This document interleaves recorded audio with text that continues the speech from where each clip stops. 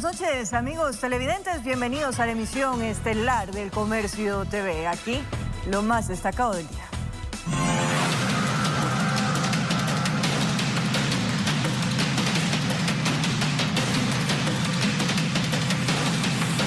En el norte de Quito fue desarticulada una presunta organización delictiva integrada por ciudadanos extranjeros. Los colombianos estarían inmersos en delitos como asalto a mano armada, secuestro extorsivo y estafa.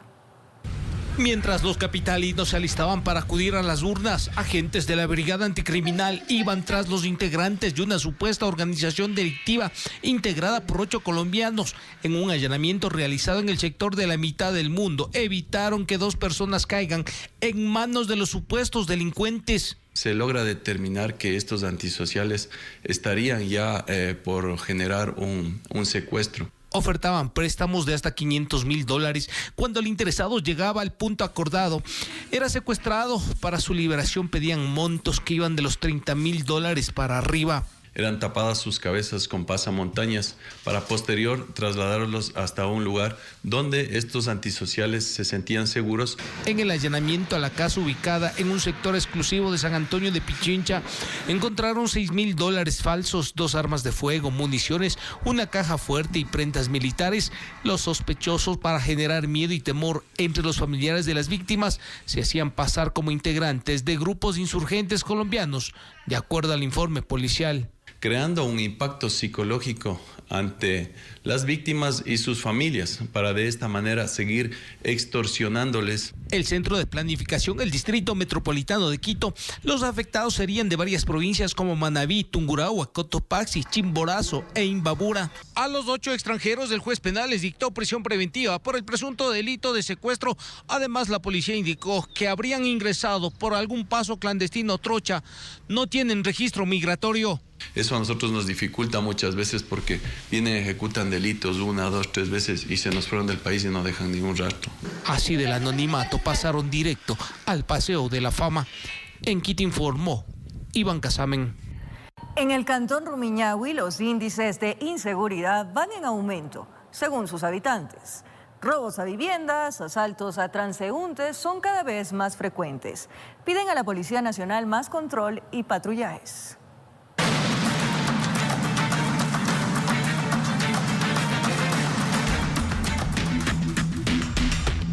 La delincuencia es uno de los problemas que más preocupa en el cantón Rumiñahui. Según denuncian sus habitantes, los robos van en aumento. En el barrio San Sebastián, en Sangolquí, en horas de la madrugada, sujetos sospechosos ingresaron a un domicilio. Se llevaron equipos tecnológicos y dinero en efectivo, como se observa en este video. Y comienzan le forzan a la puerta y se sacan y le ponen en esa parte de ahí que usted le ve como una esquina, guardan las cosas y se van como dueños de casa. Los ciudadanos se quejan de que sospechosos a bordo de motocicletas atacan a los transeúntes a cualquier hora. Caminar por el monumento de la Resistencia es muy peligroso, aseguran. Y no es para menos. Estos jóvenes fueron víctimas de la delincuencia a plena luz del día. Con armas blancas, en motos. O sea que la delincuencia es de a diario. Toda hora es el robo, el asalto. Esta situación les ha obligado a tomar medidas. Por ejemplo, los dueños de los negocios prefieren cerrar temprano y promocionar los productos con cautela, puesto que los amigos de lo ajeno los visitan de manera frecuente. Rompieron los vidrios para coger todos los lentes del sector que había ahí y se fueron. Ya vemos que está un poco peligroso, que algo está por ahí y nos toca cerrar antes del horario de cierre. Disputas de bandas se suma a la problemática del cantón. Peleas callejeras por territorio para la venta de droga, es lo que mencionan los moradores. Se alojan a vender droga, a consumir droga, chicos. Y de noche son peleas entre chicos también. Realmente es una inseguridad tremenda. Piden más patrullajes y controles preventivos en al menos 5 barrios del cantón Rumiñahui. ¡Más seguridad! Informó Priscila Cadena.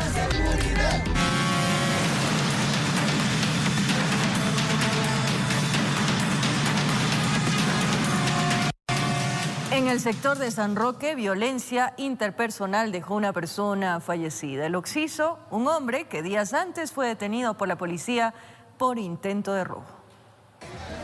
Fue en pleno corazón de San Roque, centro de Quito, donde se habría producido una riña callejera. Una puñalada mortal a la altura del tórax acabó con la vida de un hombre de 22 años de edad, quien avanzó a caminar unos cuantos pasos y se desplomó. Una persona que debía haber estado privada de la libertad porque intentó robar a una ciudadana, salió a seguir robando quizás y terminó en su propia ley. El presunto responsable, un sujeto de 28 años de edad, quien fue alcanzado por elementos del grupo de operaciones motorizadas, se abría paso amenazando con un cuchillo. En ese momento es que nosotros iniciamos la persecución hasta tratar de neutralizar y ser localizado al ciudadano. Lo paradójico del hecho, que el fallecido días antes fue detenido por intentar robar a una mujer en la parada de San Diego del corredor suroccidental. La policía lo capturó, pero el occiso fue liberado por falta de denuncia y pruebas del delito. ¿Es libre para qué? Esperar que le robe o quizás le asesine a alguien, para ahí sí privarle de la libertad. Entonces nos estamos dando cuenta que ahí hay un vacío. A pesar que el intento de robo quedó grabado en video, salió libre y volvió aparentemente al camino oscuro de la delincuencia. Pero en esta oportunidad, para un sabido, hubo otro más vivo. Según el sospechoso, lo atacó en defensa propia. A los pocos días prácticamente cae en su propia ley. Tanto el occiso como su atacante cuentan con antecedentes. El sospechoso incluso tenía una boleta de captura vigente por robo. La policía lo salvó, que la multitud lo castigue. Por los populachos que perseguían en la parte de atrás del ciudadano, manifestaban que cójanle, cójanle. Es la única palabra que se escuchaba. El supuesto responsable del ataque mortal fue privado de su libertad. En Quito informó Iván Casamen. Más adelante, en cadena nacional, el presidente Guillermo Lasso invitó a las nuevas autoridades locales y provinciales a trabajar en conjunto tras conocerse los primeros resultados electorales. Indignados, moradores golpearon a un sujeto acusado de haber robado a un ciudadano que comía en una pizzería al norte de Guayaquil. La Policía Nacional llegó y evitó que lo sigan agrediendo y detuvo a otro sospechoso que lo acompañaba.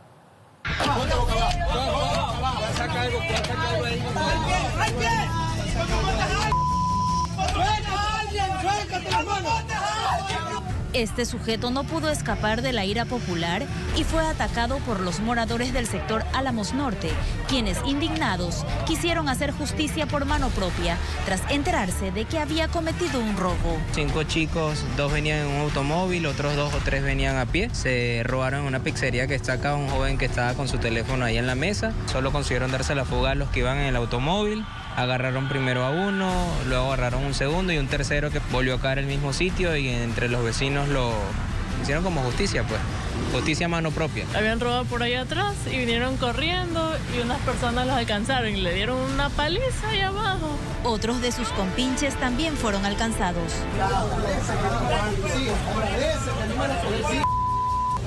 En alrededor de 2-3 minutos le quitaron de las manos al pueblo a los ladrones. Se los quitaron, luego se los llevaron. El chico que sufrió el robo dijo que iba a poner la denuncia.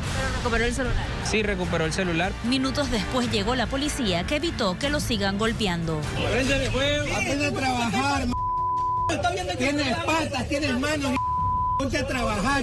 Ahí está, ahí está, pues. Ahí está. Ahí está, pues.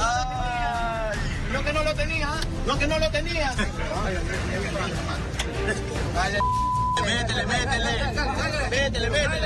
Los implicados en el robo fueron detenidos. Uno de ellos era menor de edad. 13 años. Según los moradores, los robos son frecuentes en esa zona residencial y comercial. Se parquean los taxistas y vienen las motos y con pistola en mano les recogen nomás los celulares. Ahí con heladeros de carritos estaban reunidos ahí abajo y también se robaron toditos los celulares ahí. Dice que están hasta dejando panfletos para decir que les van a vacunar. Piden las vacunas, o sea, le piden tanto semanal, 100 o 200. Le dejaron un cartel y se supone que este mes iban a comenzar. Esta situación los tiene alarmados, por eso piden mayor patrullaje y trabajo de inteligencia policial, informó Roselena Vasconés. Un sujeto en el sur de la capital habría sido linchado por los vecinos cuando aparentemente lo encontraron hurtando partes de vehículos. El video que circula en redes sociales es este. Aquí se observa a un sujeto que está ensangrentado el rostro y parte de su cuerpo. Está siendo detenido por la policía, pues ciudadanos enfurecidos lo habrían linchado y más de una razón habrían tenido para hacerlo. Pudieron percatarse de que esta persona había sido quien se sustraía varias partes de vehículos que estaban estacionados en el sector. El oficial habla del sector Barrio Nuevo, al sur de Quito. Y es que este sujeto pensó que nadie se daría cuenta que aparentemente salía a la calle a hacer de las suyas. Se movilizaba en un vehículo tipo auto y en su poder esto se habría encontrado. El ciudadano tenía varias herramientas, placas de vehículos y varios cerebros, especialmente de los vehículos que habían sido hurtados por parte de este individuo. Este sujeto es ecuatoriano y no tiene antecedentes. El modus operandi que tenía esta persona es actuaba solo. En primer lugar, llegaba en un vehículo Nissan Sentra de color gris, estacionaba junto a los otros vehículos, verificaba cuáles son los vehículos que él necesitaba. Pero este no fue el único caso, pues una alerta en el distrito de Eloy Alfaro llevaron a capturar a un ciudadano quien aparentemente se movilizaba en un vehículo de placas adulteradas. Al registrar ya dentro del sistema policial, se percatan que se encontraba como reportado como robado. En este caso, el ciudadano detenido tiene antecedentes. Moradores de este sector cuentan con zozobra lo que a diario tienen que vivir. Es bastante difícil esto, es terrible, terrible. No se puede caminar ni de día ni de noche. Si de noche ya a las 6 de la tarde toca estar guardaditos ya. Por eso, para evitar que la delincuencia aumente, la policía hace un llamado a la ciudadanía a denunciar para poner a estos sujetos tras las rejas, informó Ismenia Solórzano.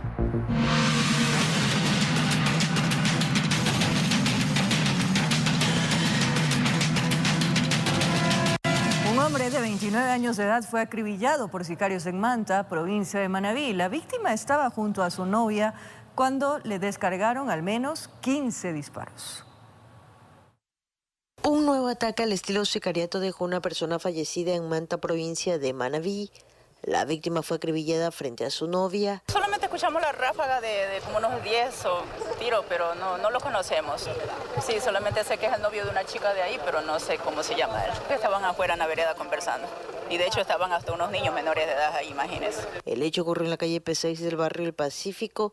Personal de criminalística y ENASEC realizaron el levantamiento de indicios y del cadáver que fue trasladado al Centro Forense de Manta para la autopsia de ley. Aproximadamente a las 6 de la tarde estaba el joven con su novia en el portal y llegaron dos sujetos no identificados y procedieron a dispararle por 15 ocasiones. El móvil del atentado está siendo investigado por las autoridades.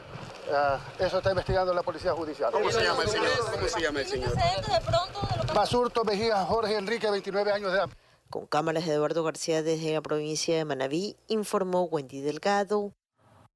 Un muerto y 2 heridos es el resultado de un ataque a bala en el suroeste de Guayaquil. Producto de la desesperación, familiares de una de las víctimas intentaron llevarla en un automóvil hasta una casa de salud. Sin embargo, en el trayecto tuvieron un accidente de tránsito. El carro solo llegó hasta aquí, las calles Onceava y Pedro Robles Chambers. En su interior, llevaba a una persona que había sido herida de bala en un sector cercano. Según narran testigos, en una vivienda ubicada en aquel lugar, llegaron sujetos armados y dispararon contra un grupo de ciudadanos. Aparentemente, 3 personas resultaron heridas. A una la intentaron llevar en el automóvil que terminó con el aro destrozado, tras chocar con otro carro. Ante tal eventualidad, las personas que socorrían al herido llamaron a los paramédicos. Lamentablemente, no se pudo hacer nada. Una vez en el sitio, los uniformados procedieron a levantar el cadáver. Asimismo, arribaron al lugar donde presuntamente se reportaron los disparos. Informó Eric Zambrano.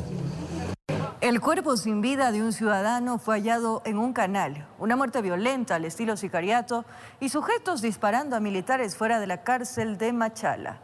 Son parte de los sucesos que se dieron durante el fin de semana en la provincia del Oro. A orillas de este canal llamado El Macho, ubicado al norte de la ciudad de Machala, ha fallado el cuerpo sin vida de un ciudadano. Junto a él se hallaba una mascarilla y un faro que hace presumir que el fallecido se movilizaba en una moto. Posiblemente es un accidente de tránsito. Personal del CIAT, el Sistema Integrado de Accidentes de Tránsito, está avanzando a verificar la novedad. Agentes de la DINASES llegaron al lugar, ataron el cuerpo y sacaron al ciudadano. Al hacer la inspección hallaron sus documentos y lo identificaron como Pacheco Freddy Daniel Azuero, de 37 años. También descartaron que se trate de una muerte violenta. No se trataba de, no había ningún impacto de bala o alguna estrangulación por parte de la persona. En la parroquia Buenavista del Cantón Pasaje ocurría el segundo suceso. Se trata de una muerte al estilo sicariato en la humanidad de Armando Merino, conocido como El Potro, quien fue disparado por sujetos que se movilizaban a bordo de un vehículo. Antecedentes no tenía, de acuerdo al sistema que manejamos nosotros, no tenía antecedentes, y las heridas que se pudo observar tenían la parte frontal del tórax. La noche del domingo en las afueras de la cárcel de Machala, esto es lo que sucedía. Dos sujetos a bordo de una moto dispararon en repetidas ocasiones en la esquina donde el personal militar hacía custodia. Las balas impactaron en las paredes, sacos y el container de ingreso. En el lugar, agentes de criminalística recogieron 28 indicios balísticos. Ni el comandante de policía ni del ejército se han pronunciado respecto a este atentado que no dejó víctimas mortales. Informó Richard Ceballos.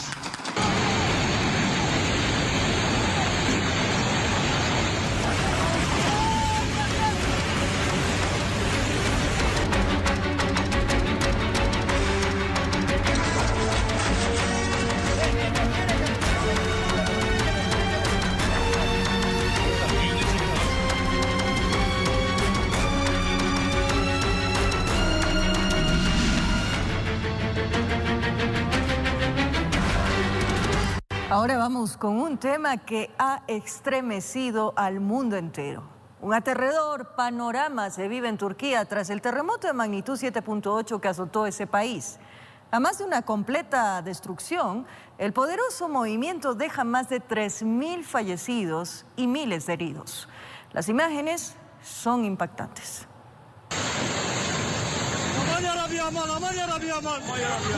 Turquía fue sacudida hasta el punto de quedarse así, destruida.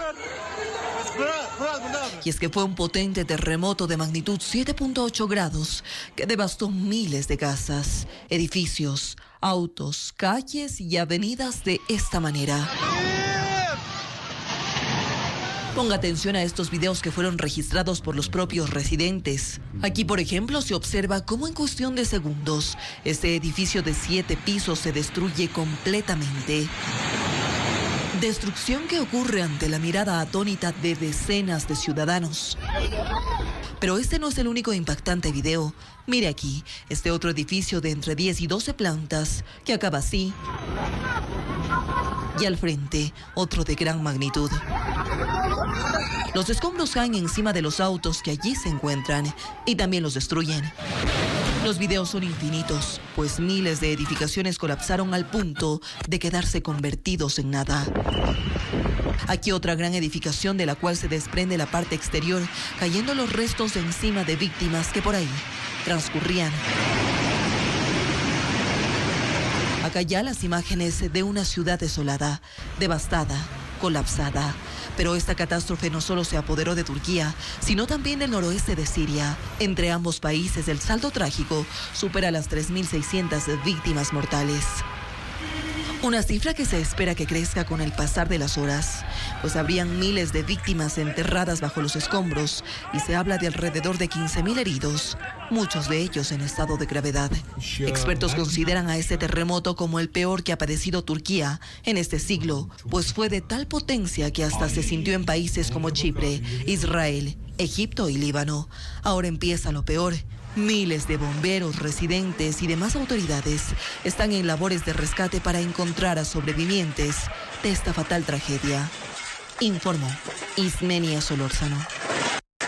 Tras los dos potentes sismos que tuvieron lugar en el centro del territorio turco y en el noroeste sirio, Con consecuencias devastadoras, las autoridades esperan encontrar más víctimas bajo los escombros, pues son miles de edificios que están completamente destruidos. Es justo ahora cuando la carrera contrarreloj inicia.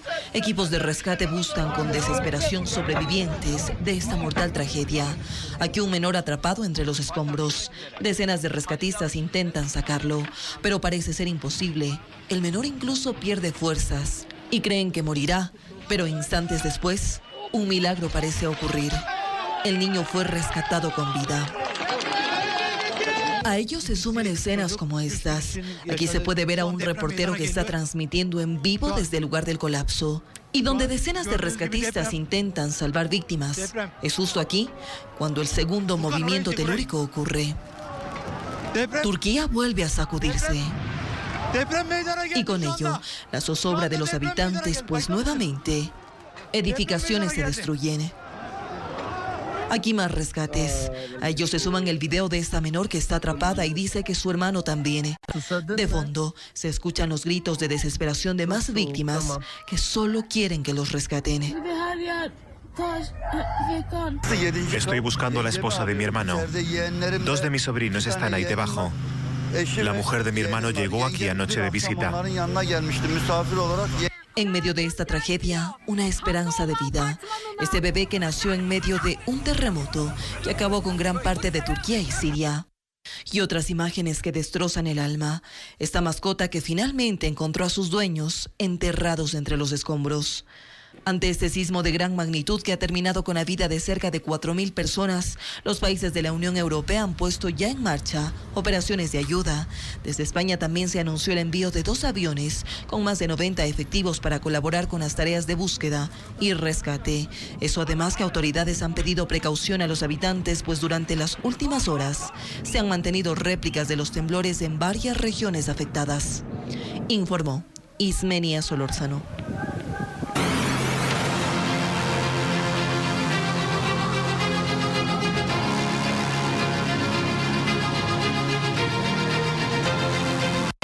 Momento de revisar los resultados oficiales del Consejo Nacional Electoral cuando ya estamos cerca del 100% de las actas escrutadas. Vamos a ver primero los resultados a la Alcaldía de Quito. Tenemos nuevo alcalde, se trata de Pavel Muñoz con el 25.21%, seguido de Jorge Yunda que tiene el 22.20%. En tercer lugar quedó Pedro Freile con el 21.92%. Estos son los datos del 99.83% ya de las actas escrutadas. Tenemos nuevo burgomaestre de la capital y se trata de Pavel Muñoz. Ahora vamos a revisar cuáles son los datos de la prefectura de Pichincha.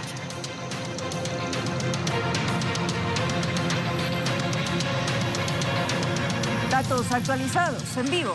Paola Pavón, reelecta nueva prefecta de Pichincha con el 27.98%, seguido de Guillermo Churuchumbi, que obtuvo el 25.55%, mientras que Eduardo del Pozo quedó en el tercer lugar con el 15.79%. El total de actas procesadas es el 99.65%. Reelecta prefecta de Pichincha, Paola Pavón. Ahora vamos a revisar la alcaldía de Guayaquil, donde existieron novedades. El nuevo alcalde del puerto principal es Aquiles Álvarez, con el 39.73%. Le sigue Cintia Viteri, del Partido Social Cristiano, con el 30.35%. Mientras que Pedro Duarte quedó en el tercer lugar con el 14.31%. Actas escrutadas, 94.09%. Y es así, Aquiles Álvarez de Revolución Ciudadana, el nuevo alcalde de la ciudad de Guayaquil. Finalmente vamos a revisar la prefectura del Guayas. También hay novedades. En primer lugar, Marcela Aguiñada, de Revolución Ciudadana, con el 34.35%. Le sigue Susana González, quien quedó en el segundo lugar con el 25.57%. Y en tercer lugar quedó Andrés Bushman con el 11.56%. Total de las actas procesadas, el 93.91%. Como anunciamos, estamos cerca ya del 100% de las actas escrutadas y Marcela Guiñaga es la nueva prefecta del Guayas. Con esto nos vamos a una pausa, amigos televidentes, y más adelante. En cadena nacional, el presidente Guillermo Lasso invitó a las nuevas autoridades locales y provinciales a trabajar en conjunto tras conocerse los primeros resultados electorales.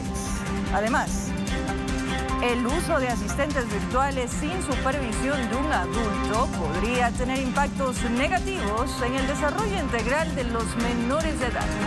Ya regresamos aquí en...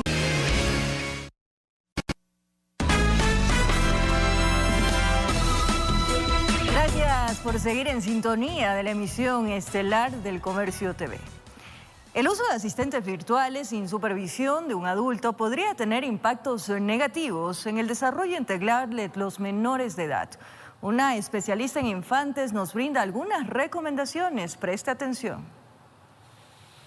Alexa, cuéntame un chiste. Pepito llega feliz de su primer día en la escuela. Así es como funciona un asistente virtual controlado por voz. La persona le consulta u ordena un software de inteligencia artificial. Cada vez estos asistentes están más presentes en los hogares y también al alcance de niños y niñas. Cuéntame un cuento. Carlos compró un robot. Sara Albuja, psicóloga infantil, explica que el uso de estas tecnologías podría tener impactos negativos en el desarrollo de los menores de edad. Si un niño le pide a Siri, Siri, dime la respuesta de 3x2, Siri no le va a decir, pero dime por favor, o dame las gracias después. Eso no va a suceder. Entonces, todas estas interacciones, esta forma de educar a los niños que tenemos los adultos, esta inteligencia artificial no la tiene, entonces esto impide mucho el desarrollo social también de ellos. Las habilidades de aprendizaje también podrían verse afectadas en los menores de edad que utilizan estas tecnologías. Puede que también se confundan y piensen que es tal vez una persona que está atrás, que es su amigo, que se vuelve su amigo. Entonces no tienen ese proceso de análisis crítico de la situación en la que están viviendo. Toda esta capacidad de la empatía, de la compasión, de las habilidades para el aprendizaje se afectan. Ante estas exposiciones es importante que los adultos les aclaren a los menores de edad que estos asistentes no son personas ni amigos y evitar las siguientes situaciones. Somos amigas. ¿Quieres que te llame así? Alexa, ¿me quieres? La psicóloga infantil también explica otras recomendaciones para controlar el uso de los asistentes virtuales en menores de edad. Tenemos que hacer el trabajo previo, que es investigar cómo funciona el aparato, qué cosas puede utilizar, qué cosas no las puede utilizar. Entonces, sí existe este control parental. Sin embargo, para los asistentes virtuales no hay un control parental en sí. Lo que podrían hacer los padres es disminuir o tratar de estar acompañando a sus hijos y explicarles también cómo funciona. Recordemos que todo alrededor de un menor de edad puede impactar en su desarrollo y depende mucho de los adultos que esos impactos sean negativos o positivos. Buscar vídeos en internet. ¿Qué quieres buscar? Informó Andrea Navarrete.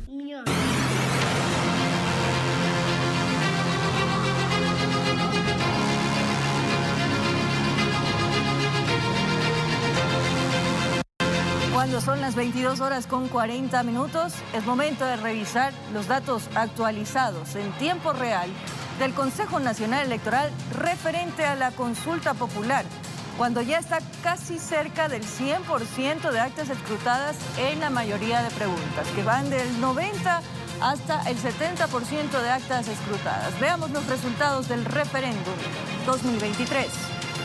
Primera pregunta. El no alcanza el 51.45%. En la segunda pregunta va liderando el no en todas las preguntas con el 56.62%. En la pregunta número 3, el 52.84% de los ecuatorianos dijeron que no. La pregunta número 4, los votos también son negativos, con el 54.30%. En la pregunta 5, los votos negativos llegan al 57.69%. Pregunta número 6, 58.96%. Referéndum de la pregunta número 7, el 56.92%, y los ecuatorianos dijeron que no también a la pregunta número 8 con el 57.50%. Como vemos en las imágenes, ya se acerca al 100% de actas escrutadas también por parte del Consejo Nacional Electoral. Son datos nacionales que tenemos en tiempo real. Amigos televidentes, lidera el no la consulta popular del gobierno.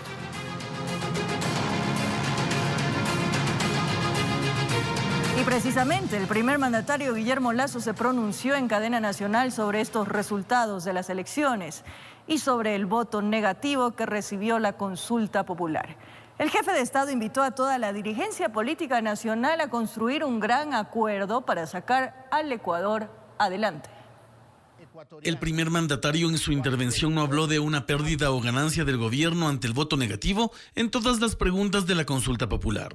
A pesar de eso, fue crítico con el mensaje que para él significó el pronunciamiento del pueblo en las urnas. Lo que ocurrió el domingo fue un llamado del pueblo al gobierno y no vamos a eludir esa responsabilidad. Pero ese llamado, dijo, además es para las organizaciones políticas. De ahí que en conjunto, explicó, se debe trabajar para tener un mejor Ecuador. Este presidente acoge ese llamado y, como ya lo ha dicho en innumerables ocasiones, convoca a toda la dirigencia nacional a construir un gran acuerdo. Por fuera de los resultados de la consulta, manifestó que el pueblo mantiene las mismas demandas, aspiraciones que plasmaron en sus candidatos a las distintas dignidades. Desde ya, a quienes recibieron el respaldo popular en los comicios seccionales, les extendemos nuestra felicitación e invitación a trabajar en conjunto. Recalcó además en la lucha que se debe hacer contra el narcotráfico y el trabajo que desde el gobierno nacional se seguirá haciendo. Hoy, nuestro compromiso con los ecuatorianos se hace aún más firme en seguridad, en creación de empleo, en la expansión de la asistencia social, en infraestructura hospitalaria, en la sana nutrición de nuestros niños. Acciones que deberán estar sujetas al diálogo, más aún cuando los resultados electorales muestran que autoridades no afines al gobierno hoy se encuentran listos a asumir alcaldías y prefecturas. Informó Javier Rosero. Tras vencer el no en las 8 preguntas de la consulta popular, expertos analizan el tema en el ámbito político-jurídico. A raíz de los resultados electorales en cuanto a la consulta popular, analistas indican que esta es una respuesta política a la propuesta del gobierno del presidente Guillermo Lasso. Es un tirón de orejas al gobierno en virtud de una priorización de necesidades para los ecuatorianos. Y además, tanto así, y si nos ponemos a analizar ya el contenido de la consulta popular, la bandera de batalla era la eliminación del CPCCS. Pero como era un proceso tan complejo, tan compuesto, con una transición en el tiempo bastante larga, la pregunta que se volvió pues la bandera de batalla era de la extradición. Entonces esas fluctuaciones hicieron que la consulta y el gobierno vaya perdiendo credibilidad en cuanto a esto. Aseguran que esto responde también a la realidad palpable que están viviendo los ecuatorianos. 8 crisis penitenciarias, la inseguridad en las calles, la gran cantidad de sicariatos, la narcopolítica que ha permeado justamente las elecciones del 5 de febrero, son situaciones que no le pueden dar números favorables en una consulta popular, porque la ciudadanía no se detiene a leer los anexos. Tanto el analista electoral Esteban Ron como Mónica Vanegas, directora del Observatorio de Participación Política de la Mujer, coinciden que la consulta también presentó una debilidad jurídica. Se develó realmente que la perspectiva de la consulta popular no traía respuestas inmediatas a los problemas estructurales. Se vio que, por ejemplo, el tema de la extradición no es una solución a la inseguridad inmediata, sino que realmente es un tema que toma su tiempo, que la extradición es un proceso de 2 años. El tema de la fiscalía, por ejemplo, la pregunta número 2, que después de la aprobación de las reformas del Código Orgánico de la Función Judicial traería resultados en 1 año. La designación de autoridades y la prórroga de las mismas a diciembre del 2024. Entonces yo creo que eso influye desde el ámbito jurídico. Con respecto a las preguntas 3 y 5, no existen modificaciones ni para la Asamblea Nacional ni para el Consejo de Participación Ciudadana y Control Social. Es más, esta última institución deberá trabajar de manera inmediata en procesos de designación de autoridades que se han estancado por pugnas políticas. Informó Valeria Navarro. El Partido Social Cristiano acepta la derrota en las urnas de las candidaturas a la alcaldía de Guayaquil y a la prefectura del Guayas y reconoce los errores. Cynthia Viteri y Susana González anunciaron la transición con los candidatos electos de la Revolución Ciudadana. Un día después de conocer los resultados oficiales y de guardarse la celebración, se rompió el silencio en las filas del Partido Social Cristiano. Así la alcaldesa que no fue reelecta, Cynthia Viteri, enviaba un mensaje al ganador Aquiles Álvarez de la Revolución Ciudadana.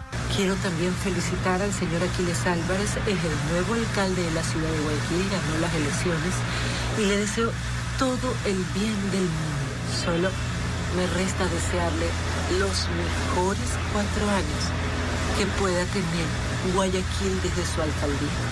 Cuídela como si fuera su casa. Ámela como si fuera su familia. A esto se suma Susana González, que tampoco fue electa para un periodo más por la misma tienda política. En un comunicado felicitó a Marcela Guiñaga por su triunfo electoral. Le deseó éxito en su gestión de los próximos años. Por el bien de todos los que aman la provincia, señaló. Además, resaltó, he dispuesto a mi equipo de gobierno preparar todo para que, previo al traspaso administrativo en mayo, se lleve a cabo una transición ejemplar como merecen todos los guayacenses. La ganadora Marcela Guiñaga por la Revolución Ciudadana le respondió en un tuit. Saludo su predisposición de llevar adelante una transición ordenada. Los guayacenses no merecemos menos de sus autoridades. El líder social cristiano Jaime Nebot, en horas de la tarde de ese lunes, colgó en redes sociales un video admitiendo errores sin señalar responsables por el revés electoral. Aceptamos el triunfo legítimo de Aquiles Álvarez como alcalde de Guayaquil y de Marcela Aguiñaga como prefecta del Guayas. Y le deseamos éxito por el bienestar de nuestra ciudad y nuestra provincia. Pese a que mucho de ello se ha hecho, un grupo importante de ciudadanos ha considerado que no fue suficiente. Y lo expresaron en las urnas. Ese error y cualquier otro debemos corregirlo. Los social cristianos debemos aprender la lección. Yo al menos la he aprendido. Informó Charlie Pisa. Los resultados de las elecciones seccionales 2023 mostraron nuevamente una importante dispersión del voto ciudadano en varios partidos y candidatos que llegan al poder con una baja aceptación popular. En la siguiente nota, expertos reflexionan sobre las reformas que podrían incorporar al Código de la Democracia para beneficiar a la ciudadanía. Veamos. Ecuador cuenta con nuevas autoridades locales y varias de ellas llegan al poder con baja aceptación popular. Expertos creen que este fenómeno no es nuevo, sin embargo, sigue siendo negativo para los intereses de la ciudadanía. Nosotros tenemos en el Ecuador una crisis de partidos que no es reciente, es una crisis que viene de hace más de 2 décadas. Esto ha hecho no solamente que la gente tenga ese descontento, ¿no?, con los partidos políticos, sino que a eso hay que sumarle que hay un descontento sobre el sistema en sí mismo y sobre las instituciones. Gobernar solo, indican, es una estrategia que conduce directamente al fracaso. Por ello, exhortan a la Asamblea y a movimientos sociales a buscar reformas al Código de la Democracia. Las fallas del sistema está en tener un proceso electoral colapsado con cientos de movimientos que no representan nada y miles de candidatos. Buscar la unidad política basada en acuerdos ideológicos y no personales permitirá que las demandas sociales sean canalizadas por el poder público. Pero si nuevamente solo nos activamos ante una campaña política y permitimos que cientos de gente sin experiencia sean los candidatos, nuestro futuro será muy sombrío, más de lo que es ahora. Además, indican, es necesario pensar en una nueva forma de elegir representantes con el objetivo de que no solo respondan por las necesidades de unos cuantos. Tampoco se puede, a partir del Código de la Democracia, fragmentar los territorios. Por ejemplo, en el caso de Quito tenemos 4 distritos electorales, donde cada distrito electoral elige a su concejal.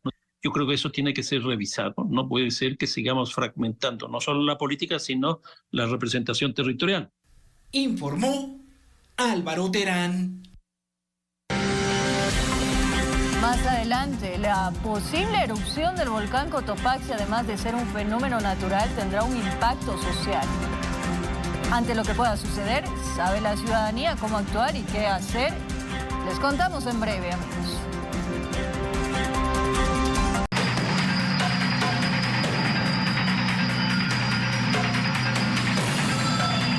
Como lo anunciamos, la posible erupción del volcán Cotopaxi, además de ser un fenómeno natural, tendrá un impacto social. Ante lo que pueda suceder, ¿sabe la ciudadanía cómo actuar y qué hacer? La respuesta se la damos en la siguiente nota.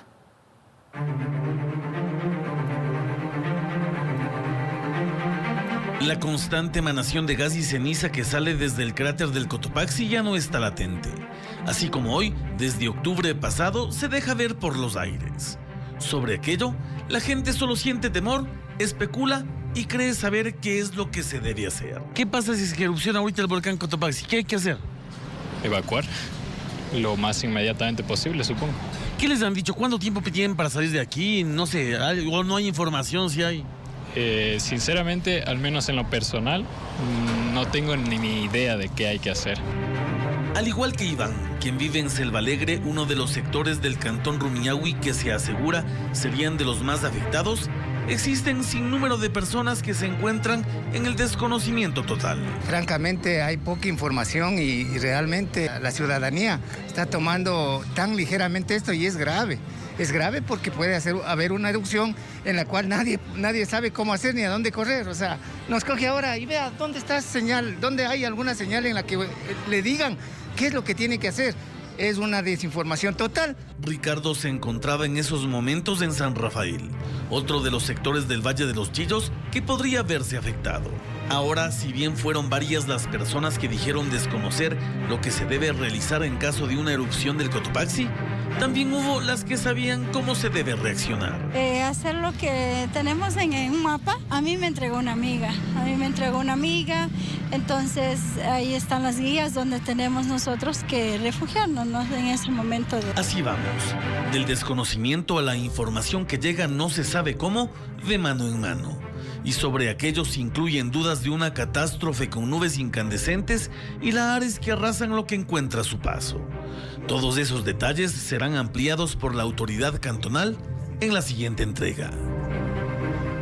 Con imágenes de Pablo González. En lo más destacado del acontecer internacional, al sur de Perú, en Arequipa, 40 personas fallecieron arrastradas por un gran alud de tierra que se llevó consigo viviendas y carreteras. La fuerza de la naturaleza se hizo sentir en la región de Secocha, al sur de Arequipa, en Perú, donde la acumulación de agua lluvia sobre los suelos provocó un gran alud de tierra que arrastró consigo a 200 viviendas prefabricadas, pertenecientes en su mayoría a mineros informales. 4.000 personas damnificadas, más de 5 kilómetros de vías afectadas. Las autoridades confirmaron el fallecimiento de 40 personas, pero la cifra podría incrementarse debido a que se mantienen deslizamientos menores en toda la región, que ha sufrido intensas lluvias durante la última semana. Debido a los daños causados en el sector, no tienen energía eléctrica ni agua potable. El Ministerio de Salud dispuso el envío de 150 kilos de medicamentos y enseres básicos destinados para ayudar a las personas afectadas. Nos hemos desplazado en vuelo a Secocha a dejar la carga que correspondía a agua, 600 litros, y 500 kilos de material de carpas y hule para que puedan protegerse las personas que estaban ahí. El Consejo Regional declaró en emergencia por 60 días a la región debido a la destrucción de vías, puentes y cientos de tierras con sembríos frutales. Con realización de Paola Castillo, informó Marilyn Jaramillo. Mientras que en Argentina un tribunal condenó a cadena perpetua a 5 de los asesinos del joven Fernando Báez. Mientras que en Chile, los incendios forestales dejan 24 muertos. Más en el siguiente resumen. Un tribunal de Argentina dio sentencia en el caso de asesinato de Fernando Báez Sosa, un joven de 18 años de edad asesinado a golpes por un grupo de chicos en el año 2020. La autoridad judicial dictó cadena perpetua para 5 de los implicados y 15 años de prisión para otros 3 de los involucrados, al considerar los partícipes secundarios de la muerte. Los hombres pertenecían al club de rugby náutico Arsenal de Zárate. Un bus que transportaba a 51 personas que se dirigían a una peregrinación se volcó en la carretera México-Puebla, causando el fallecimiento de 3 ciudadanos y dejando a más de 26 personas heridas. Según versiones del conductor, el automotor se quedó sin frenos, por ello el chofer habría intentado hacer una maniobra que no salió bien y dejó al vehículo volcado a un costado.